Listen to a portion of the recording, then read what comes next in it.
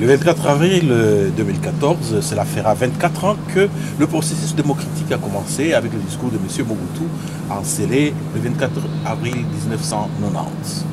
Depuis lors, bien d'eau a coulé sous le pont, mais est-ce que le Congo démocratique est devenu si démocratique que cela?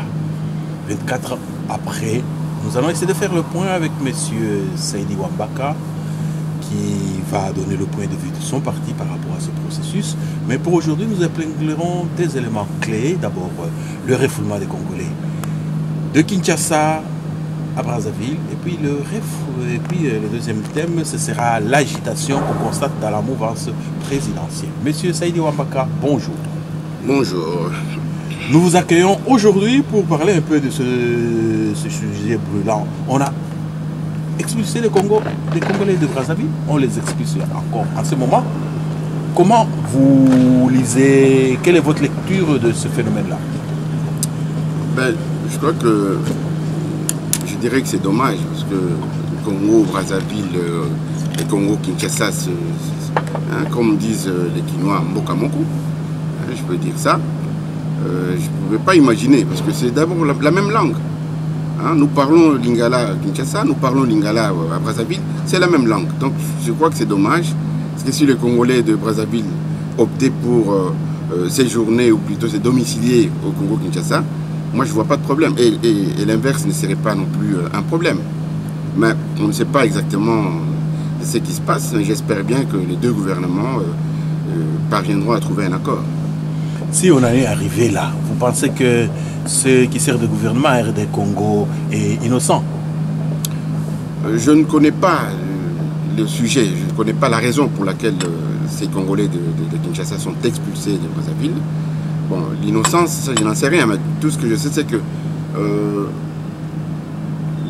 Brazzaville devient en quelque sorte une sorte de bastion de l'opposition, quelque part. Il ne faut pas oublier qu'il y a Mounéné, il y a Djani, il y en a pas mal qui sont encore à Brazzaville.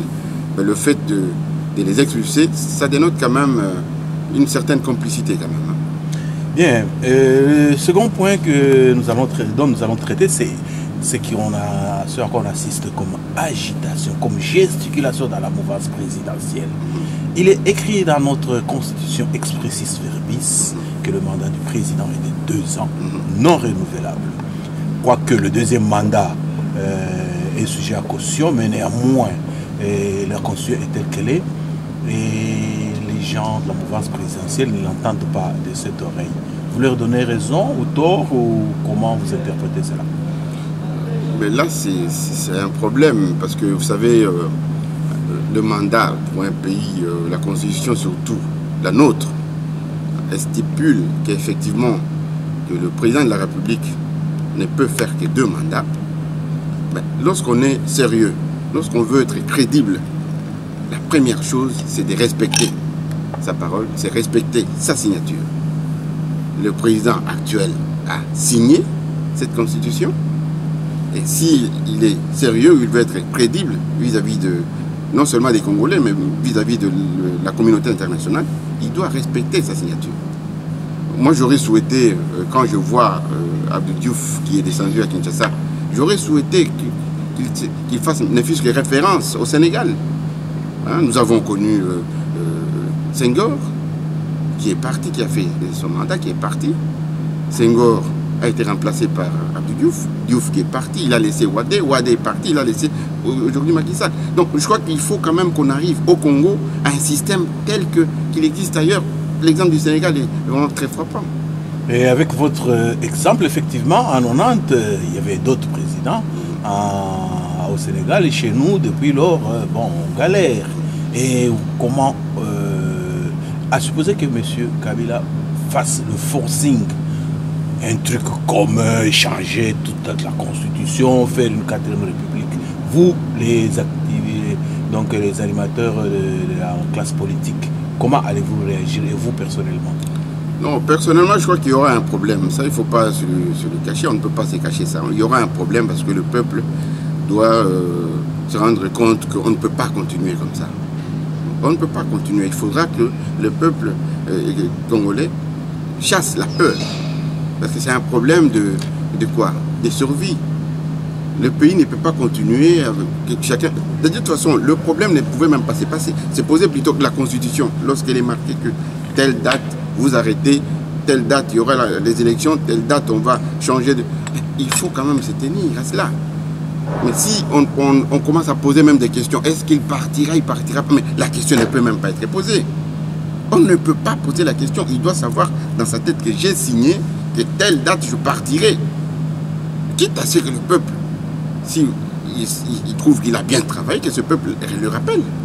Comme on voit ailleurs, hein, certains présidents qui sont plébiscités par le peuple. Mais en tout cas, actuellement, il faut arriver à respecter sa signature, c'est-à-dire à se respecter soi-même. Et si j'ai bien compris, votre souhait est que M. Kabila, comme lui-même il est sûr d'avoir bien travaillé, qu'il parte, qu'il y ait des élections et pourrait revenir un mandat plus tard. Absolument. S'il est sûr qu'il a bien travaillé, le peuple fera appel à lui. Il fera appel à lui. Donc il doit d'abord partir, c'est-à-dire arrêter, achever son mandat, le deuxième, tel qu'il a signé dans la Constitution, et partir. Après, le peuple va voir, c'est lui qui viendra. Est-ce qu'il est, il est bon, il n'est pas bon, il est méchant, il n'est pas méchant, il est dictateur, il n'est pas dictateur. Et quitte à ce que ce peuple dise non, non, mieux vaut encore. Mais pour le moment, chercher encore la guerre, comme j'ai l'impression que c'est un président de guerre, au lieu qu'il soit président de paix, bon, ce serait dommage. Moi, je suis sûr et certain que 2016, si il doit encore continuer ou chercher à remplir, ça sera quand même un problème pour notre pays. Merci beaucoup, M. Saïdi Ouambaka, pour cet entretien. Mais avant de nous séparer, quel est votre mot de la fin? Avant de conclure, moi j'aurais souhaité, c'est vrai, parce que nous attendons l'amnistie des membres du M23, l'amnistie Je pensais d'ailleurs, dans tout ce qui s'est passé, je pensais qu'effectivement, après cette fameuse guerre hein, dans l'Est du Kivu, hein, de la République, le M23, je pensais que les pays seraient en paix. Mais ça n'a rien à voir. Loin de là. Donc il y a encore des rébellions des gauches à droite. Il y a encore des rébellions au Katanga. Il y a encore des rébellions dans la province orientale. Donc autrement dit, c'est quoi? On va amnistier. Chaque fois, il y aura une rébellion. On amnistie, rébellion, on amnistie. Jusque quand? Qu'est-ce que Kabila veut exactement faire de ce pays-là? C'est ça ma question. Il veut faire quoi de ce pays? Nous devons rester et accepter tout, gober toutes formes de mensonges. Le pays n'est pas en paix. Donc moi je crois que cette amnistie, je ne sais pas sous quelle forme, parce qu'on nous a étalé une cinquantaine de noms de gens qui doivent vaguer, que dirais-je, calmement. Où ne figure ni Diomi Dongala ni Koutino. Justement, Diomi Dongala qui n'a pas pris des armes, ou Koutino qui n'a pas, en tout cas personnellement, je n'ai pas vu ou entendu qu'il a été militaire ou rebelle quelque part, mais qui sont toujours en prison. C'est ça le problème. Pourquoi les gens ne peuvent pas comprendre ou demander à ce monsieur qu'est-ce qu'il a fait, Diomi Dongala, pour mériter ça? Pourquoi on ne peut pas le libérer ou plutôt l'amnistier, lui aussi? Ce serait quand même quelque chose. On ne comprend pas. Donc on amnistie ceux qui tuent et on arrête et on enferme, on emprisonne ceux qui sont, que dirais-je, pacifiques. Hein? C'est quelle politique? C'est dans quel pays nous vivons ou c'est quelle démocratie? J'aurais bien voulu comprendre ou qu'on me fasse comprendre. Enfin, comme vous avez dit, pour terminer encore, je souhaite vraiment que le peuple s'élève. Hein, qu'il s'élève ou que le peuple ouvre les yeux par rapport à ce qui se passe, par rapport à la constitution de notre pays, par rapport à notre république, notre pays.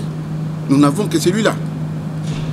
Okay? Que le peuple comprenne qu'on ne peut pas continuer pendant des années et des années la même chose, les promesses qui ne tiennent pas.